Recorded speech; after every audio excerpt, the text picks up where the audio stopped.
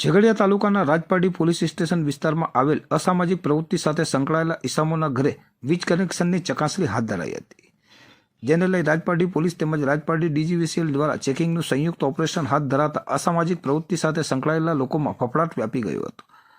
ગુજરાતભરમાં અસામાજિક તત્વો બેફામ લુખ્ખાગીરી કરતા હોવાની ફરિયાદો વારંવાર સામે આવતી રહી છે, ત્યારે આવા લોકોને ડામવા અને તેમની શાન ઠેકાણે લાવવાની ગુજરાત રાજ્યના ગાંધીનગરના નિર્દેશ અનુસાર ગુજરાત રાજ્યના તમામ પોલીસ સ્ટેશનો દ્વારા કવાયત હાથ ધરવામાં આવી હતી। ભરૂચ જિલ્લાના અલગ અલગ પોલીસ સ્ટેશન વિસ્તારમાં રહેતા અસામાજિક પ્રવૃત્તિ સાથે સંકળાયેલા ઇસમોનું લિસ્ટ બનાવી તેઓના વિરુદ્ધમાં 100 કલાકની અંદર કાર્યવાહી કરવા માટે સૂચન કરવામાં આવ્યું હતું, જેના અનુસંધાને રાજપારડી પોલીસ સ્ટેશન વિસ્તારમાં રહેતા અસામાજિક પ્રવૃત્તિ સાથે સંકળાયેલા ઇસમોનું લિસ્ટ તૈયાર કરી તેઓના ઘરે વીજ કનેક્શન ચેકિંગ કરવા માટે રાજપારડી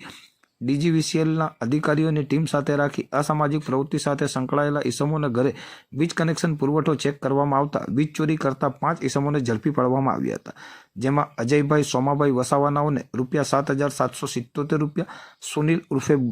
બુલ્લી મૈજીભાઈ વસાવાને ₹14,815, મુજાહિદીન ઉર્ફે મુજ્જુ ફિરોજ શેખને ₹22,482, તમામ રહેવાસી રાજપારડી તથા દિનેશભાઈ લાલજીભાઈ વસાવા રહેવાસી નવા માલજીપુરા ઝઘડિયાને ₹9,677 તેમજ સદર વીજ ચેકિંગ દરમિયાન ડીજીવીસીએલના અધિકારીઓને નવા માલજીપુરા ખાતે ભદ્રેશભાઈ જીતેન્દ્રભાઈ વસાવાના ઘરે વીજ કનેક્શન ગેરકાયદેસર હોવાનું જણાતા તેમને ₹23,860 દંડ ફટકારવામાં આવ્યો હતો। ઉપરના તમામના ઘરેથી વીજ મીટર જોડાણ તથા સર્વિસ વાયર કાપી કબજો લઈ કાર્યવાહી હાથ ધરવામાં આવી હતી।